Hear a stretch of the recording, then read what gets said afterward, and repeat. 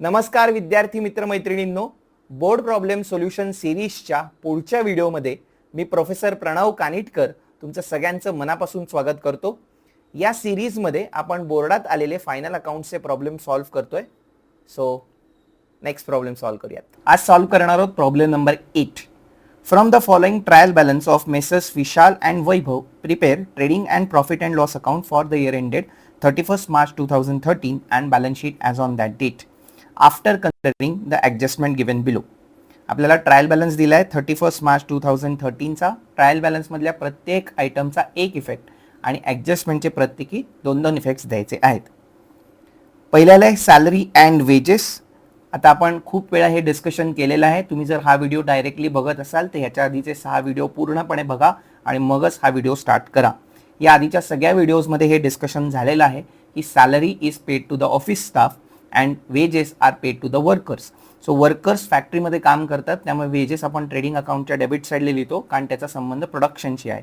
Salary office स्टाफला दिल्यामुळे त्याचा प्रोडक्शनशी काहीही संबंध नाही, त्यामुळे सॅलरी आपण पे अँड एल अकाउंटच्या डेबिट साईडला लिहितो। पण एक्झामिनर जेव्हा दोन्ही शब्द देतो सॅलरी अँड वेजेस किंवा वेजेस अँड सॅलरी, त्यातला जो पहिला शब्द आलेला आहे, जो पहिला वर्ड आहे त्याला जस्टिस द्यायचा। आता पहिला वर्ड सॅलरी आल्यामुळे आपण सॅलरी कुठे लिहिणार आहोत? पी अँड एल अकाउंटच्या डेबिट साईडला। पुढे आले postage and telegram, again P and L account debit side. Expenditure आहे, त्याचा प्रोडक्शनशी काही संबंध नाही, त्यामुळे P and L account debit side.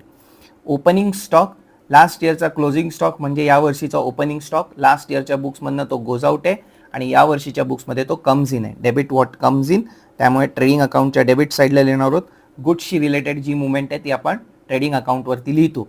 Debit what comes in, credit what goes out हा रूल वापरायचा। ओपनिंग स्टॉकमध्ये नोटबुक्समध्ये गुड्स आर कमिंग इन, त्यामुळे ओपनिंग स्टॉक ट्रेडिंग अकाउंटच्या डेबिट साईडला लिहिणार आहोत। पुढे आले प्लांट अँड मशिनरी, बॅलन्स शीटच्या ॲसेट साईडला रेकॉर्ड होईल। इम्पोर्ट ड्युटी ट्रेडिंग अकाउंटच्या डेबिट साईडला रेकॉर्ड होते। इम्पोर्ट ड्युटी याचा अर्थ आपण रॉ मटेरियल जर इंडियाच्या बाहेरून इम्पोर्ट केलं इंडियामध्ये तर आपल्याला गव्हर्नमेंटला जो टॅक्स पे करायला लागतो त्याला आपण म्हणतो इम्पोर्ट ड्युटी। प्रोडक्शनशी रिलेटेड आहे, त्यामुळे ट्रेडिंग अकाउंटच्या डेबिट साईडला लिहिणार आहोत। पुढे आलेत purchases, goods are coming in, त्यामुळे ट्रेडिंग अकाउंटच्या डेबिट साईडला रेकॉर्ड होतील। सन्ड्री डेटर्स आणि बिल्स रिसिवेबल दोन्हीचं मिनिंग सेमच आहे। सन्ड्री डेटर्स म्हणजे ज्यांच्याकडून आपल्याला पैसे यायचे, the person from whom we have to receive the money, त्याला आपण म्हणतो सन्ड्री डेटर्स। बिल्स रिसिवेबल म्हणजे डेटर्सच, पण ज्यांनी आपल्याला रिटर्न प्रॉमिस दिलेला आहे। दोन्ही कुठे रेकॉर्ड होतील? बॅलन्स शीटच्या ॲसेट साईडला। कॅरेज आउटवर्ड, ह्याचं पण डिस्कशन आपण खूप वेळा केलेलं आहे। कॅरेज म्हणजे ट्रान्सपोर्टेशन एक्सपेन्सेस आहे। आता आउटवर्ड म्हणले याचा अर्थ कस्टमरला आपण डिलिव्हरी देण्यासाठी जो कॅरेजचा एक्सपेन्सेस केला किंवा ट्रान्सपोर्टेशनचा एक्सपेन्सेस केलाय त्याला आपण म्हणतो कॅरेज आउटवर्ड। आता याचा प्रोडक्शनशी संबंध नाही आहे, कारण प्रोडक्शन झाल्यावर जे फिनिश गुड्स तयार होतात त्याचं आपण कॅरेज दिलेलं आहे, त्याच्यामुळे हा खर्च कुठे रेकॉर्ड होतो? पी अँड एल अकाउंटच्या डेबिट साईडला।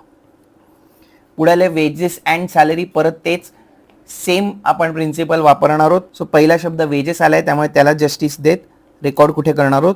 ट्रेडिंग अकाउंटच्या डेबिट साईडला। पुढे प्रिंटिंग अँड स्टेशनरी, त्याचा प्रोडक्शनशी काही संबंध नाही आहे, त्यामुळे पी अँड एल अकाउंटच्या डेबिट साईडला रेकॉर्ड होईल। कॅश इन हँड आपली ॲसेट आहे, बॅलन्स शीटच्या ॲसेट साईडला रेकॉर्ड होईल।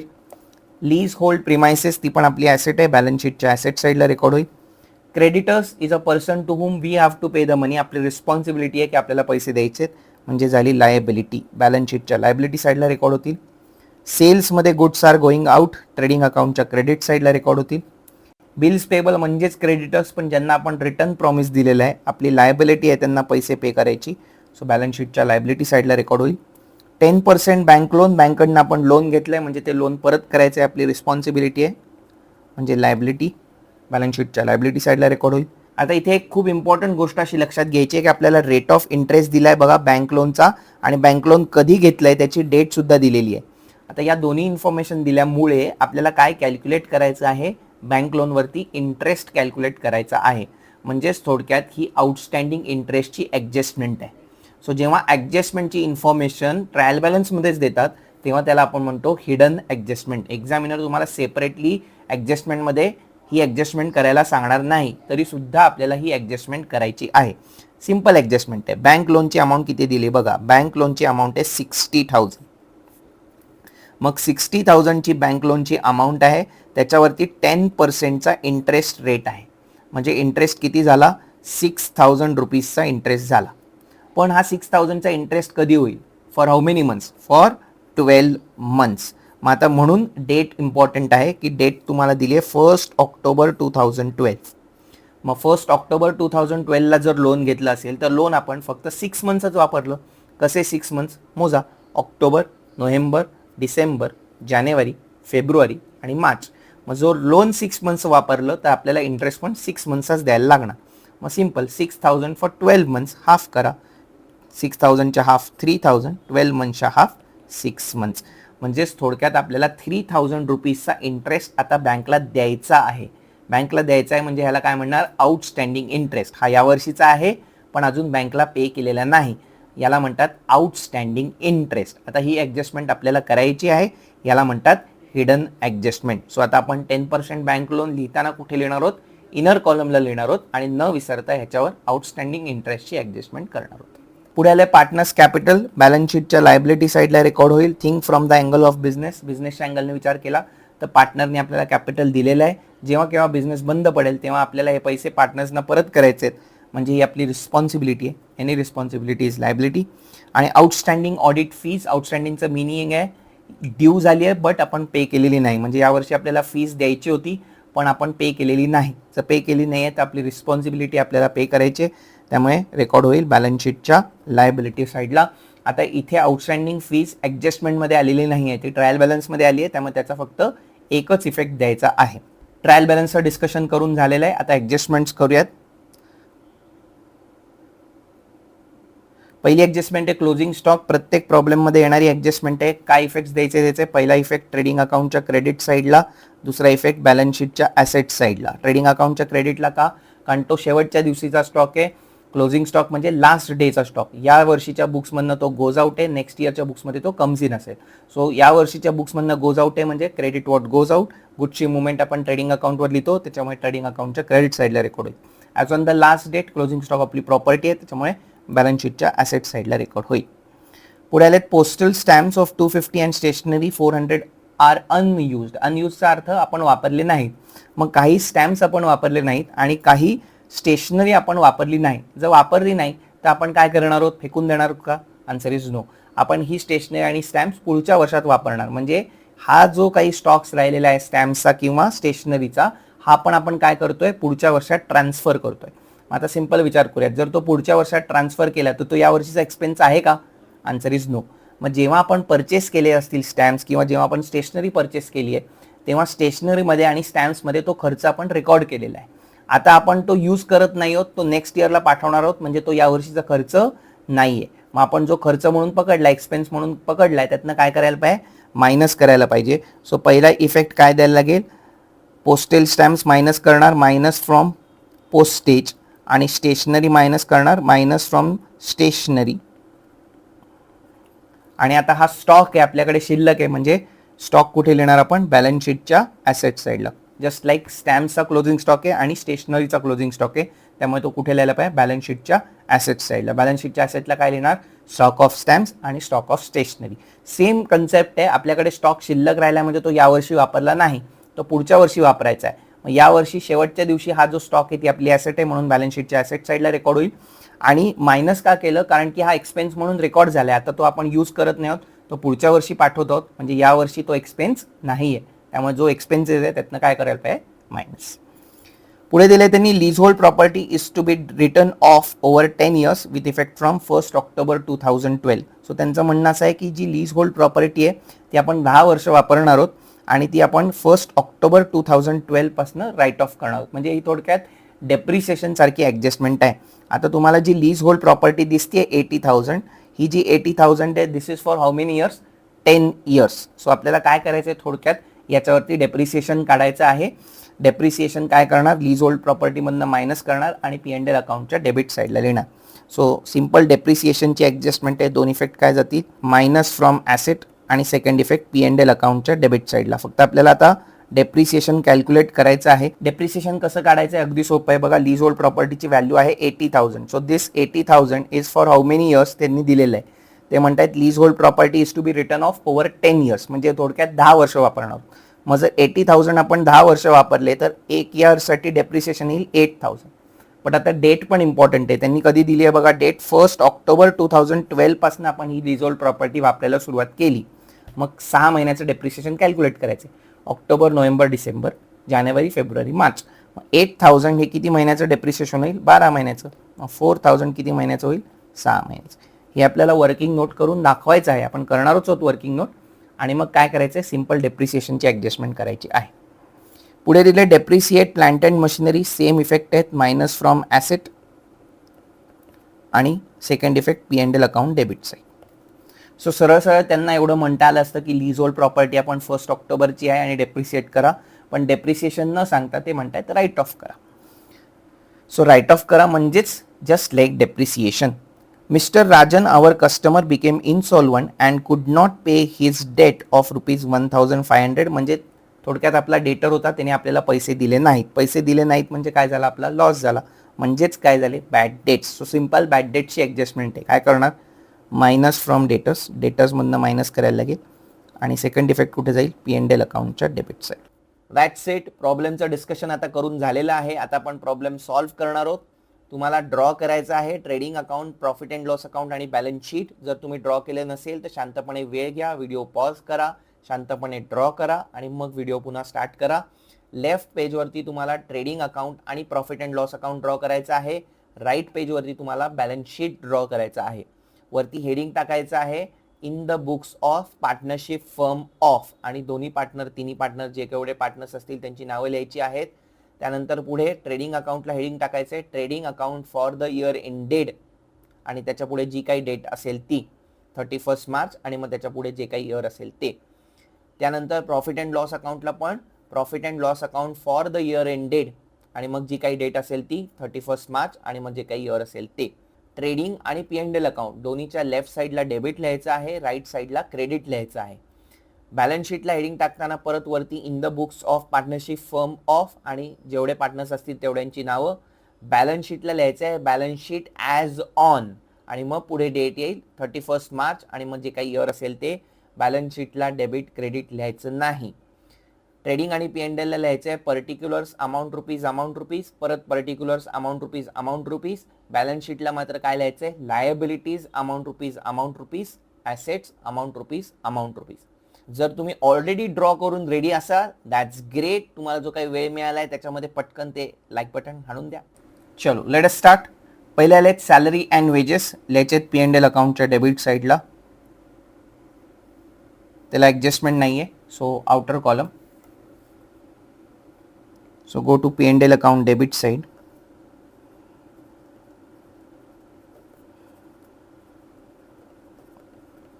To salary and wages. Outer column 17,000.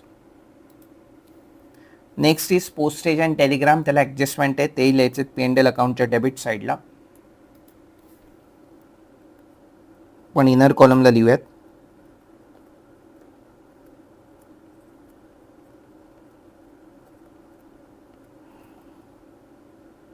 Inner column 1750,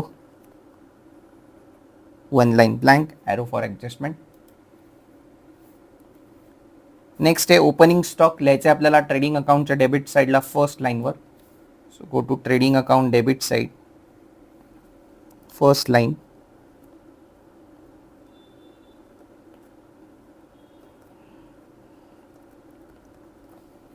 to opening stock 23,500. पुढे आले plant and machinery, balance sheet asset side. Plant and मशिनरीला ॲडजस्टमेंट आहे, so inner column.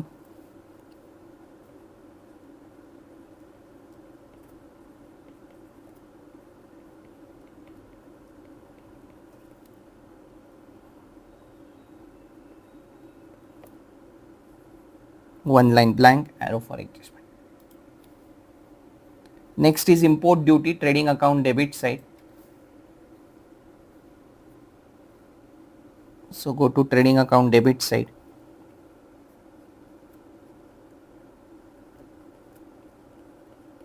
To import duty, outer column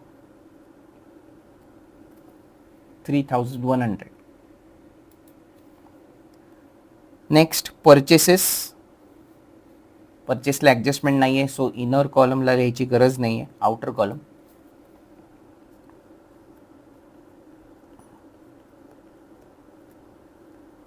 to purchases, outer column.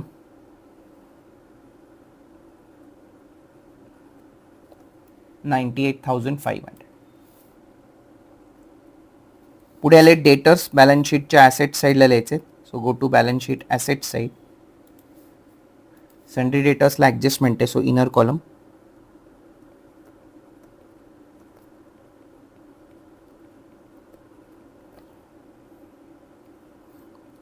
$45,800, one line blank, arrow for adjustment. Bills receivable, balance sheet asset side, त्याला adjustment नाही आहे, so outer column.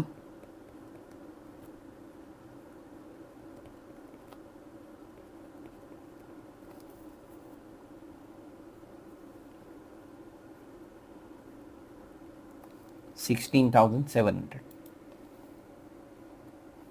पुढे आले carriage outward, P&L account debit side, त्याला adjustment नाही आहे, so outer column.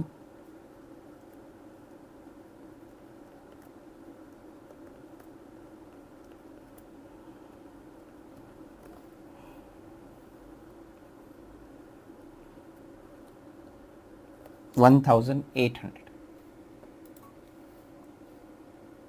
Wedges and salary, trading account debit side, wages and सॅलरीला adjustment नाही आहे, सो आउटर कॉलम.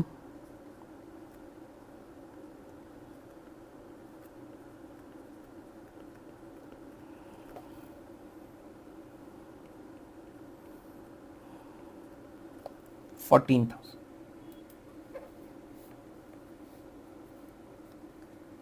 पुढे printing and stationery, P&L account debit side, त्याला ॲडजस्टमेंट आहे, so inner column.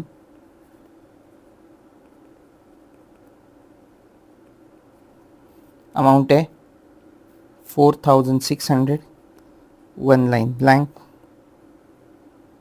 Arrow for adjustment. Cash in hand, balance sheet asset side, outer column.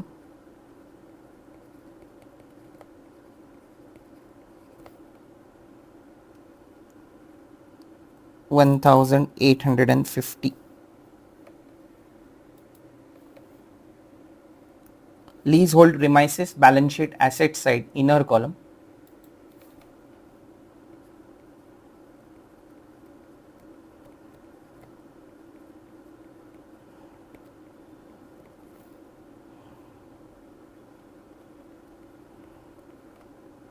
One line blank, arrow for adjustment.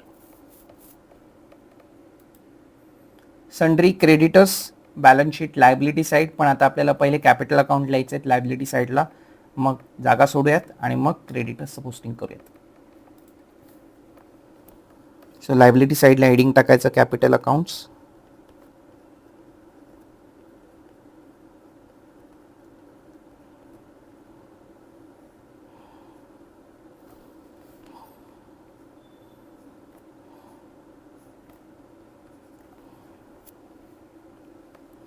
पहिला partner आहे विशाल,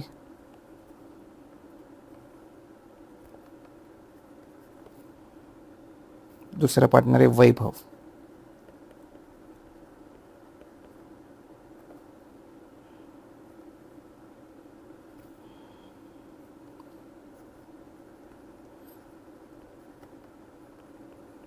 sundry क्रेडिटर्सचं posting करूयात balance sheet liability side, outer column. 72,700. Sales trading account credit side, by सेल्सला adjustment नाही आहे, so outer column.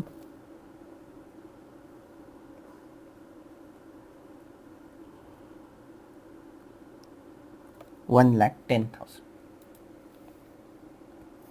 Bills payable, balance sheet liability side, त्यालाही adjustment नाही आहे, so outer column. Bills payable, balance sheet liability side, outer column 40,000. 10% bank loan, again balance sheet liability side, but त्याला adjustment आहे, so inner column. Hidden adjustment आहे,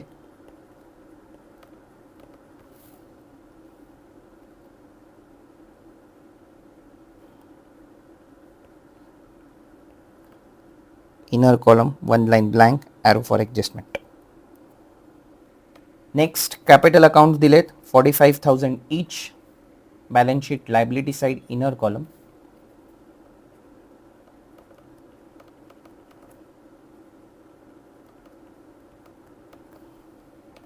Next, outstanding audit fee, balance sheet liability side, outer column.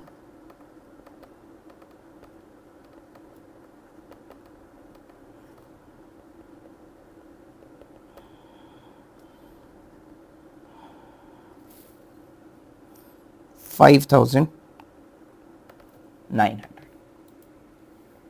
Done. Posting करून झालंय. Adjustment करूयात. पहिली adjustment आहे closing stock.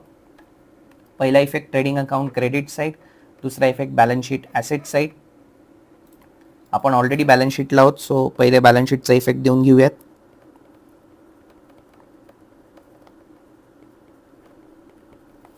Closing stock, पहिला effect balance sheet asset साइडला दिला. दुसरा इफेक्ट द्यायचा आहे ट्रेडिंग अकाउंटच्या क्रेडिट साइडला, so go to trading account credit side, by closing stock.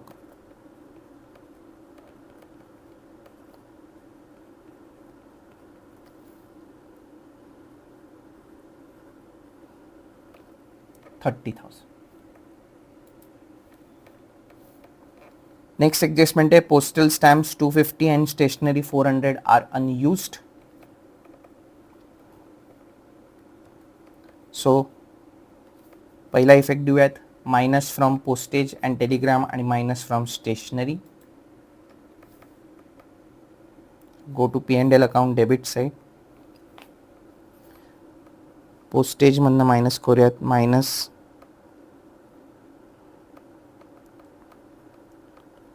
Stock of stamps आणि प्रिंटिंग स्टेशनरी मधनं मायनस स्टॉक ऑफ स्टेशनरी.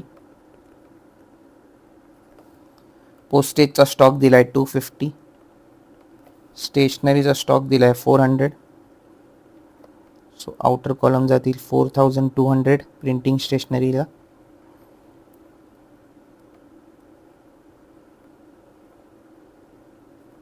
आणि 1500 जातील आउटर कॉलमला पोस्टेज आणि टेलिग्रामला.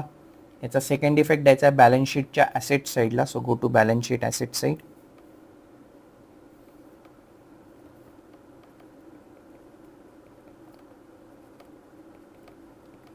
Stock of stamps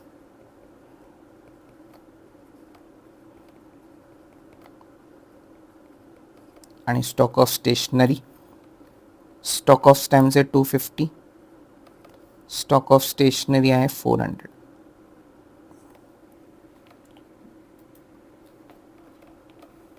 next adjustment है leasehold property is to be written off over 10 years with effect from 1 October 2012. याची एक working note करूयात. Heading टाकावरती working notes.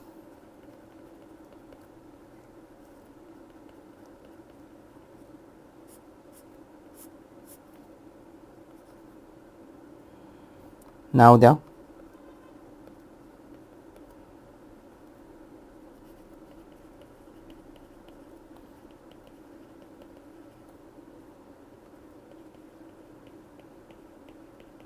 Calculation of depreciation on leasehold premises. सोपं calculation आहे. 80,000 value आहे. This is for how many years? 10 years. एक 0 cut करा. 8,000 for 1 year. बरोबर. आणि आता वापरली आहे कधी आपण? 1 October पासून. सो डेट काय दिले बघा, 1 October 2013 sorry 2012 to 31 March 2013. Number of months किती झाले? 6 months. हाफ करा. 1 yearच्या हाफ 6 months. आणि 8,000च्या हाफ 4,000. पहिला इफेक्ट काय देणार आहोत, minus from leasehold premises. So go to balance sheet asset side, minus करा डेप्रिसिएशन 4,000, आउटर कॉलम जातील 76,000. आणि सेकंड इफेक्ट द्यायचा आहे P&L अकाउंटच्या डेबिट साईडला टू डेप्रिसिएशन 11,000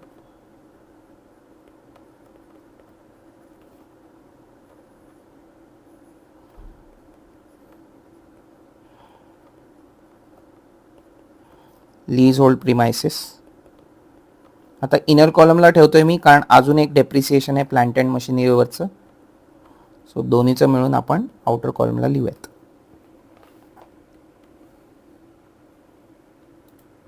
पुढची ॲडजस्टमेंट सेमच आहे बघा, depreciate plant and machinery at the rate of 10% per annum. So go to balance sheet asset side.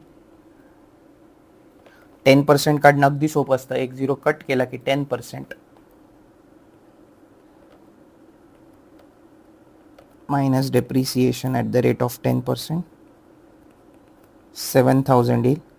Outer column जातील 63,000. आणि याचा सेकंड इफेक्ट P&L अकाउंटच्या डेबिट साईडला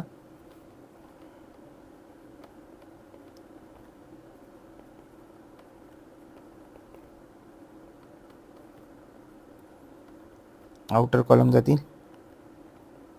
11,000.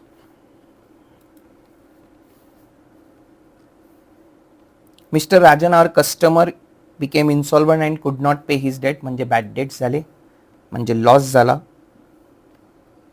पहिला effect minus from debtors minus bad debts 1,500. Outer column जातील 44,300. Second effect P&L अकाउंटच्या debit साईडला to bad dates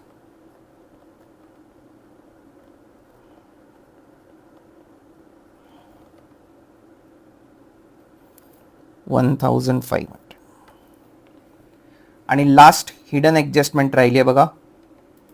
त्यांनी आपल्याला देताना काय दिलं आहे बघा, 10% बँक लोन दिलं आहे. 1 ऑक्टोबरला घेतलं आहे आपण लोन, बँकेकडनं लोन घेतलं आहे, त्याचा इंटरेस्ट रेट दिला आहे, म्हणजे आपल्याला याच्यावरचा इंटरेस्ट पे करायचा आहे बँकेला. सो ह्याची वर्किंग नोट करूयात. So go to working note number 2, calculation of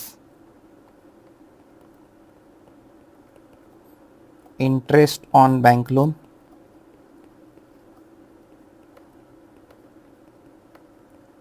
loan amount आहे किती आहे बघा, बँक लोन आहे 60,000चं. आणि बँक लोनच्या आधी जे पर्सेंट दिसत आहेत त्याला म्हणतात इंटरेस्ट रेट. इंटरेस्ट रेट किती दिला आहे, 10%. सो 10% काढा, 6,000 रुपीजचा इंटरेस्ट येईल. But this is for how many months, 12 months. Bank loan पण कधी घेतलं आहे त्याची डेट दिली आहे बघा, ट्रायल बॅलन्समध्ये किती दिली आहे, 1 ऑक्टोबर 2012. म्हणजे सेम 1 ऑक्टोबरचं लोन आहे.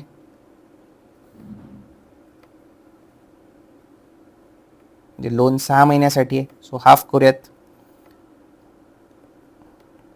6,000च्या हाफ होईल 3,000, 12 मंथच्या हाफ 6 मंथ्स. सो इंटरेस्ट किती आला, 3,000. काय होईल याचे दोन इफेक्ट. पहिला इफेक्ट होईल बँक लोनमध्ये ॲड करायला लागेल, कारण आता आपल्याला 60,000 लोन पे करायचं आहे प्लस इंटरेस्ट 3,000. सो टोटल आता किती पे करायचे आहेत बँकला, 63,000. सो पहिला इफेक्ट बँक लोनमध्ये ॲड करायचं. So go to balance sheet, add outstanding interest.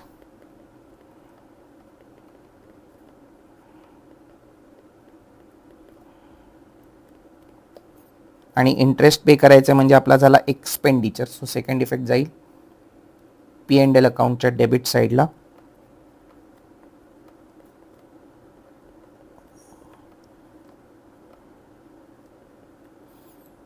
To interest on bank loan 3,000. Done. Closing करूयात. पहिले ट्रेडिंग अकाउंट क्लोज करूयात. Go to trading account. कुठली साईड मोठी आहे बघा. क्रेडिट साईड मोठी आहे, so take the total of credit side.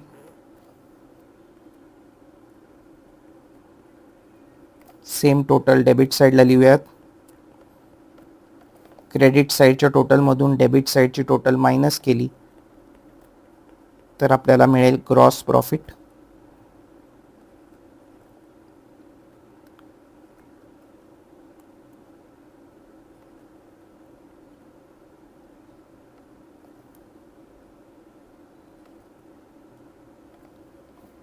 सगळं बरोबर केलं तर ग्रॉस प्रॉफिट येतोय 900 रुपीज. तो लिहायचा आहे ट्रेडिंग अकाउंटच्या डेबिट साईडवरून P&L अकाउंटच्या क्रेडिट साईडला.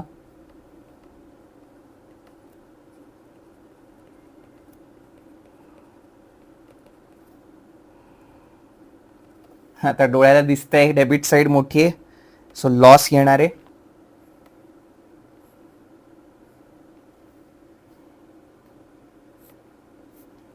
नाव take the total of debit side.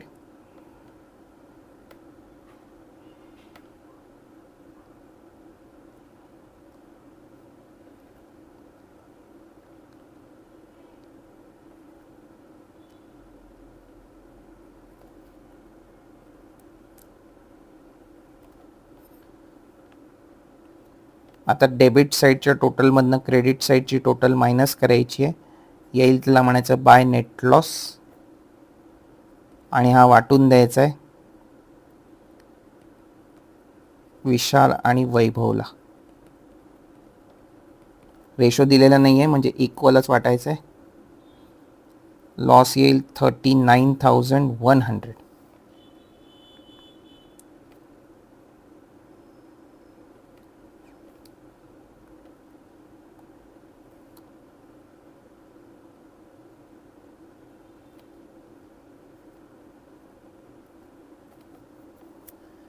So equally वाटलं तर लॉस होतोय 19,550 इच. नाव go to partners capital account. Loss minus करा.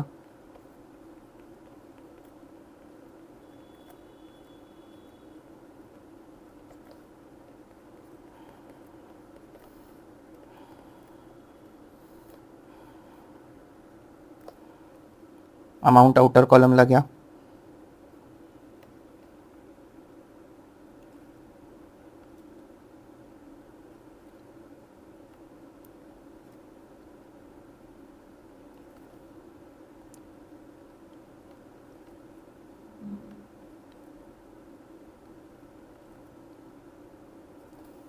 So outer column येते 25,450 each. Now take the total of balance sheet.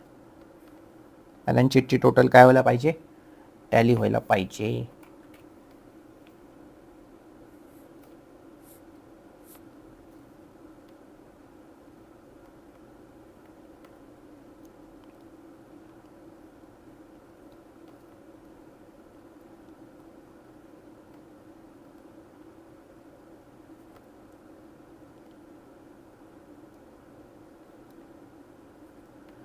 Liability साईडची total येते 2,32,500.